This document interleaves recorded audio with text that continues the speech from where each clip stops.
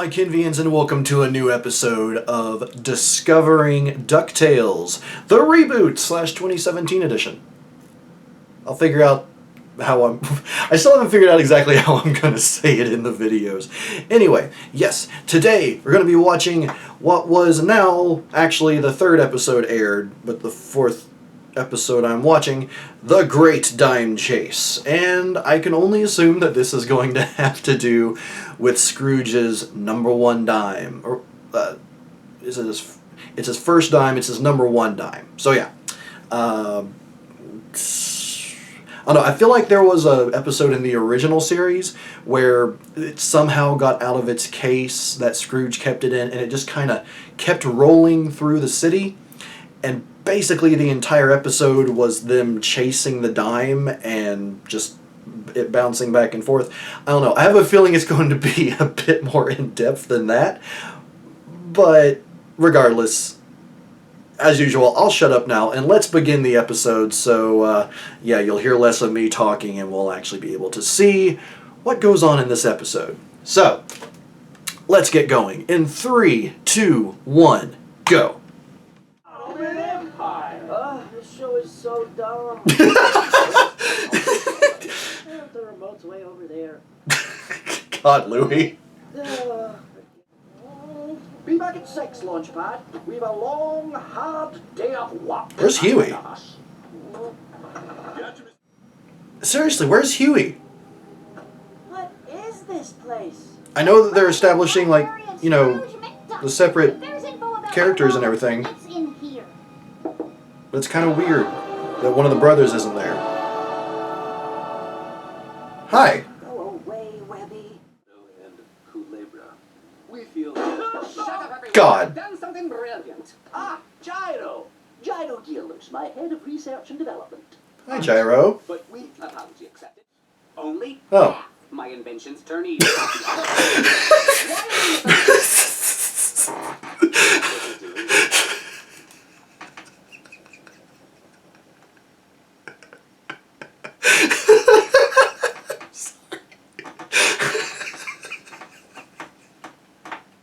You're spending $15 million on magical defense. Do you have any idea how many vengeance curses I have on my head? I think I'm just gonna go. $1.10? Who keeps dimes on them anymore? Uh-oh. I think I know what's going to happen to the dime. Yeah. Come on! Hey, Don't you rise up against your masters. just a little robot humor. Oh wait, I need to go. Okay, so Gyro is just kind of legitimately crazy What? in this version. So much smarter than Louie. You better get to it. Louie, no! God, Louie, what is wrong with you?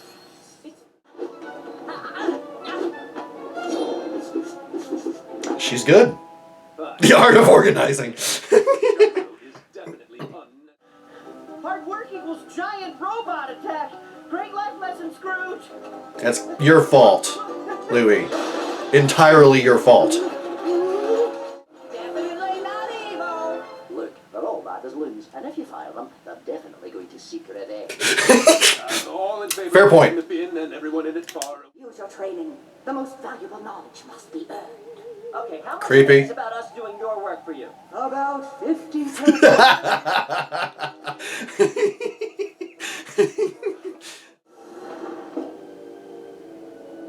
Wow. That was just a decoy. I'm not an idiot. This place is full of lunatics. A dime sure means more when you... Gyro controls robot. Gyro is robot. Project Blatherskite. Oh, that's right. Blathering Blatherskites is what in the original series activated Gizmo Duck. So, fair to assume that that's what Project Blatherskite is going to be. Is Gizmo Duck. That's my guess anyway. theory! Alright, so. That was an interesting episode. Oh, goodness. I love this show. Huge question, though.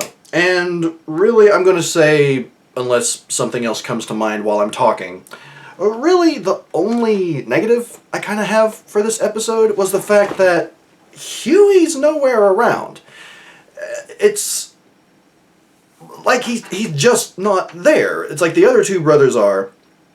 And I get it that, you know, they're setting up the show to establish all the different characters and show that they can, you know, carry an episode themselves. But it's just really strange to see Louie and Dewey there, but Huey is never, like, Huey is mentioned at the very end when they find the archives of Della. But it's never mentioned where he is.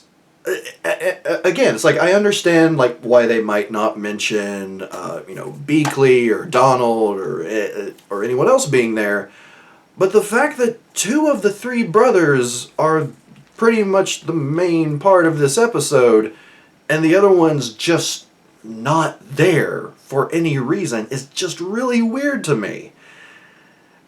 I don't know. And again, it's like with the previous episode that I watched, even though it came later in the season, when when Louie ducks out or decides that, nope, he's not going to go up Mount Everest, at least he's still in the episode. Like, he's in the episode, it's just like, yeah, I'm not doing it, I'm not going. And so he just wasn't there for a large portion of the episode until the very end. But Huey's just not there. It's really strange to me. And I don't know. It's like, I know that a few of you kind of took issue with me saying that I had an issue with Scrooge not being there for the second episode. Or at least he just wasn't there for more than like just the very beginning of the episode, rather. And I get it, again, that they're focusing on the different characters and trying to establish them and show that they can carry an episode on their own, or at least part of an episode on their own. But just the fact that, repeating myself again, I apologize, but Huey just not being there, not being mentioned at all until the very end of the episode, never appearing, is just bizarre to me, and it's a very strange choice. But whatever, that's it. So again, at least at this point, that's my only negative that I have to say about this show, or this episode. But as for my favorite parts of this episode, let's begin the list. First of all, uber lazy Louie, which it just rolls right off the tongue, is hilarious. Lazy Louie at the very beginning is the penultimate, or not penultimate, that's not the right word, but basically the perfect image that you would get in your head of a lazy, entitled brat. Just sitting there watching TV, not even bothering to do anything. It's extremely exaggerated, obviously. It's just like, oh, but the remote's all the way over there. Again, obviously very exaggerated, but it's the perfect image of what people get in their head. And it worked really well because they didn't drag it out too much. As soon as Scrooge notices it, he's just like, yep, you're coming to the money bin with me. To, again, show him a hard day's work. Even though it wasn't... Had the chaos not ensued, it would not have necessarily been a hard day's work. Louie's... All I can say is basically he has ADD. And not noticing that he probably shouldn't use that emergency dime. It was just, like, he caused all of his issues in this episode. So the fact that he was exhausted and just kind of kept screwing himself over in the end was kind of a poetic justice.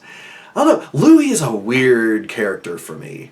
It's one that I'm going to have to get used to more than anything. Just because he seems the most off, shall we say, of the brothers. Yeah.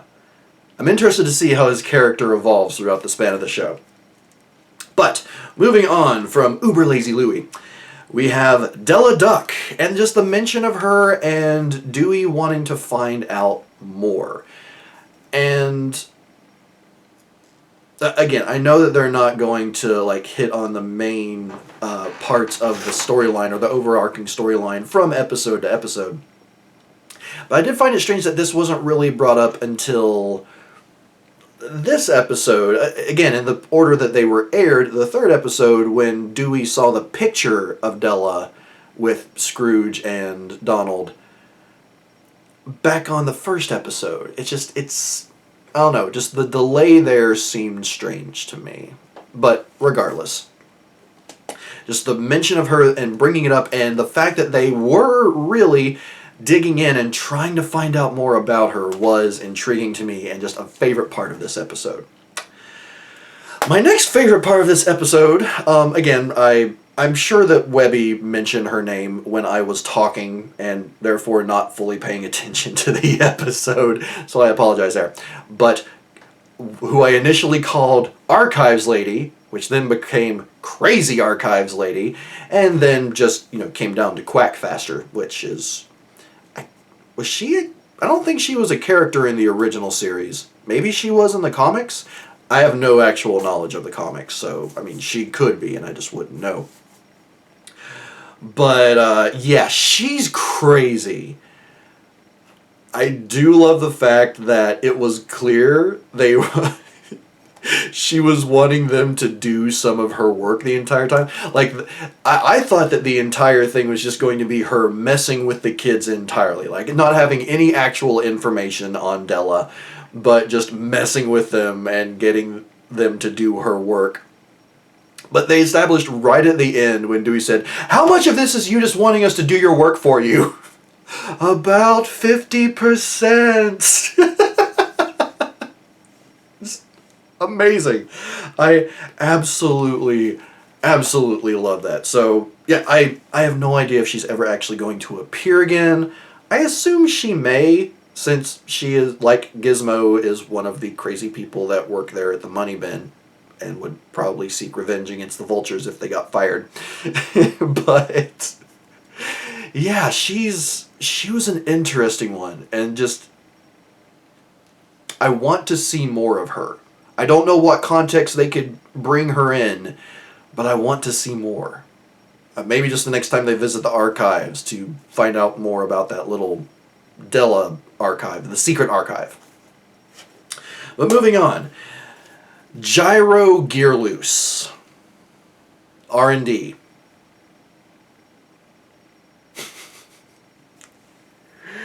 Gyro's a weird one. And again, this is another deal where it's me having to get used to the character differences. In this one, he's like pretty legitimately a mad scientist. Like he's crazy. Even Scrooge himself says they're all mad here. If you fire them, they'll seek revenge on you. So yeah, calling him a mad scientist is not inaccurate. And he has this very peculiar attitude, this peculiar personality about him that I'm wanting to see more of. I'm wanting to see how he evolves. Because, again, in the original series, I don't remember when he actually created not Gyro Duck. I'm forgetting the name. Gizmo Duck. I don't remember the episode where he creates Gizmo Duck, but he always just seemed like, the bumbling nerd. Not so much a mad scientist. Super smart and definitely created things that backfired. But never sort of this kind of hidden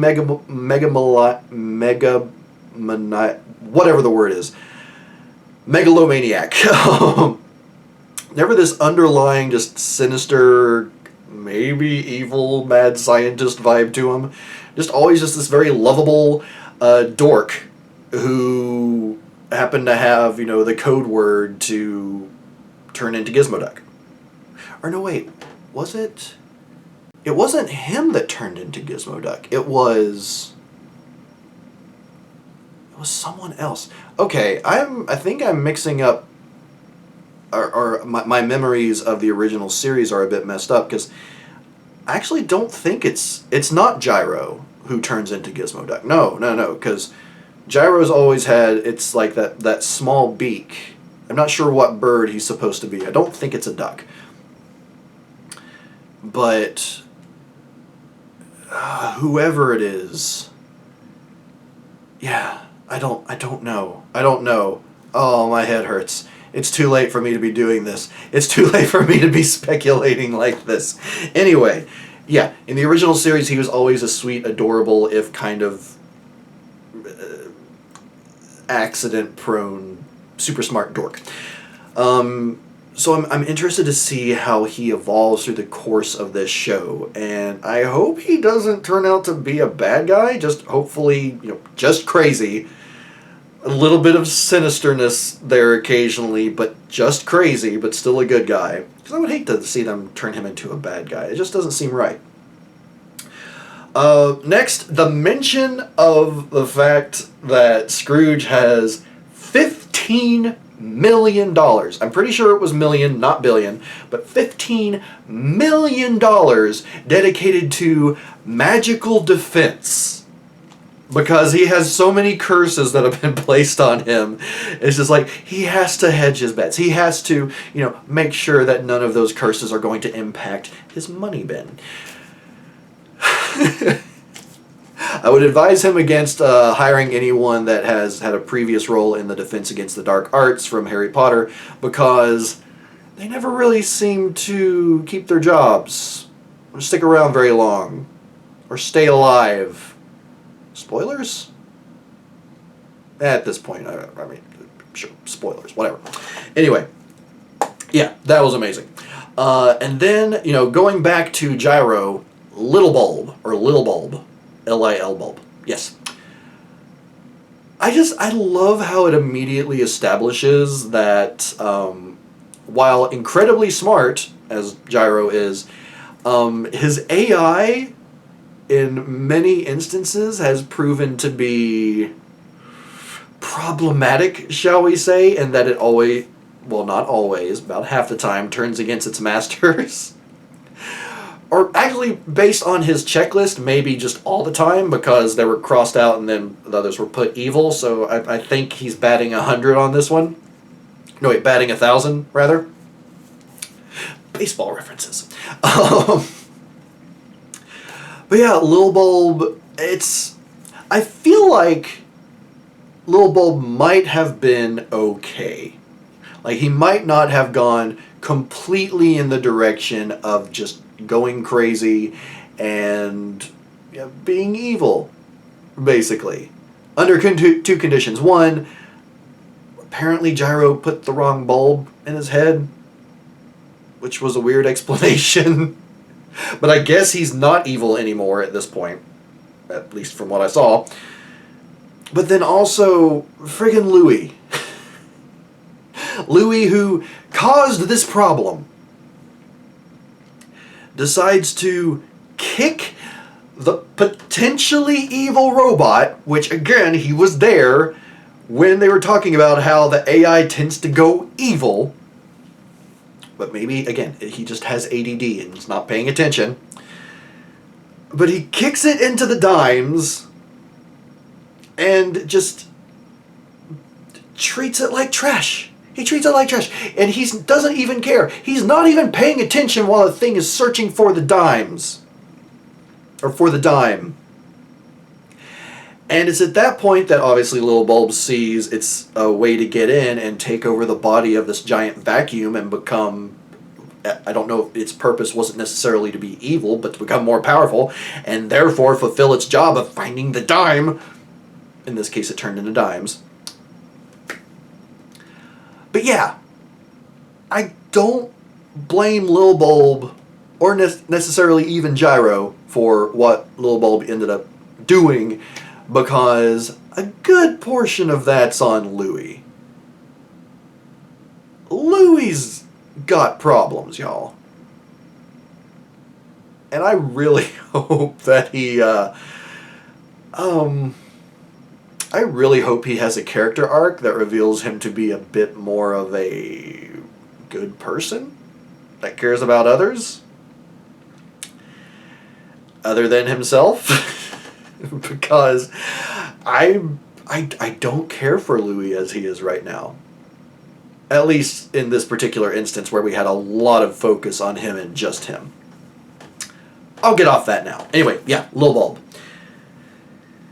Moving on, when they find the Della archive, and that was the biggest moment of this entire episode, really.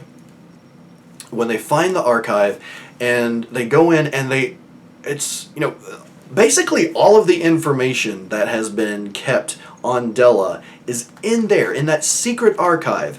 The question is, why? Like, Webby thinks that maybe she betrayed Scrooge in some way based on that note from Della, which said, oh, well, I didn't write down the whole note, but in reference to, it's like, she took the spear of Selene. Sorry. And they raise good questions, like, why is she sorry? It's like, did she betray Scrooge? What is the spear of Selene? Was it like a cursed object that was very valuable but needed to be returned, and when she was returning it something happened to her? I don't know, but whatever it was, it seems to have been possibly something that, you know, has caused her to not have any records, Scrooge to buy a post office, and I guess possibly get the postman who delivered the junk mail fired, which is weird, to say the least. But yeah, the Della archive, I'm interested to see if they will be going back to it at any point, and therefore we'll see Quackfaster again. But then also, what is the Spear of Selene? What is it? Where did it come from? And what happened with Della? I want more answers, and I'm probably not going to get them with the next episode, unfortunately. Well, and then finally, I didn't write this part down, but another favorite part was the fact that Scrooge revealed that he's no dummy. It's like there's crazy people working there, so he's not stupid. He keeps his #1 dime on him at all times, on a pretty cool necklace, if I do say so myself, and the one that Louie had spent the entire episode running around and almost getting killed by a killer robot the entire time. It was just a dime. It was a decoy. And I love the fact that he did that. And that's another thing that I think might have been a reference to an episode in the original series. In fact, it might have been the one that I was thinking of where the dime was just kind of rolling around the town, and I guess it was the boys were running around trying to grab it, but it just kept rolling around and keep going. And then at the end they find out that that wasn't the real dime, that Scrooge keeps it somewhere safe. Maybe it's a necklace as well? I can't remember. But, yeah. That was fun. Alright, so, one last thing I do want to say about this episode, and it's a quote from Gyro, and it is one of the... again, during the reaction, if you're watching the full version, I don't know if I included it in the cut down YouTube version, but this had me cracking up. And in reference to when the vultures refer to Gyro's inventions going evil, he responds, "Only half of my inventions turn evil. The other half are just wildly misunderstood." spoken like a true mad scientist. Especially when, in his own notes, it's clear that there's no wildly misunderstood column. There's good, or I guess normal, and evil. There's no in between. There's no misunderstood. They've all gone evil. So he's batting 1,000, even if he did lie. But yeah, only half of my inventions turn evil. The other half are just wildly misunderstood. A hilarious line. Especially since it was, it was probably the best introduction to Gyro I could have hoped for, and his personality. So yeah, I loved it. This episode was phenomenal. The only issue I really had, again, was the fact that Huey was just not there and not mentioned until the end. But that aside, it was a truly enjoyable, very funny episode that raised a lot of questions. It didn't even answer any questions that I had before. It was like, what happened to Della? The only question we get is that, or the only answer we get is that she left a note for Scrooge and she was sorry, and I guess she disappeared after that. That's not even a full answer. It's not an answer. It's just more questions about her. And then we were introduced to Gyro and the crazy archive lady, aka Quackfaster. Yeah, I'm going to go with her actual name as the AKA because she will always be the crazy archives lady to me. But yeah, I'm ready for the next episode. And coming up next, we're going to be watching The Beagle Birthday Massacre. I'm going to guess massacre is a bit of an exaggeration. Unless, whether it's the kids or Scrooge or Launchpad or whoever, somehow murder a large number of Beagle Boys. I'm going to guess that's an exaggeration. But, yes, we'll be looking forward to that. And one thing that I am noticing with all the episodes, and this is not only here on Amazon, but in general, all of the episodes have an exclamation mark at the end of them. And a lot of, well, not all of them, some of them definitely start with the, like, The Great Dime Chase, The Beagle Birthday Massacre, The Impossible Summit of Mount Neverest, The Spear of Selene. Oh, okay, there's going to be an episode that focuses on the Spear of Selene. Nice. But that's not going to be until the 10th episode. That is sad. Anyway, until next time, everyone, for The Beagle Birthday Massacre, please leave your comments on this episode, your thoughts on, well, the episode itself, also what I've had to say in the comments down below, and I will see you in the next episode. I messed up the wording there. Let's just pretend it never happened and end the video now.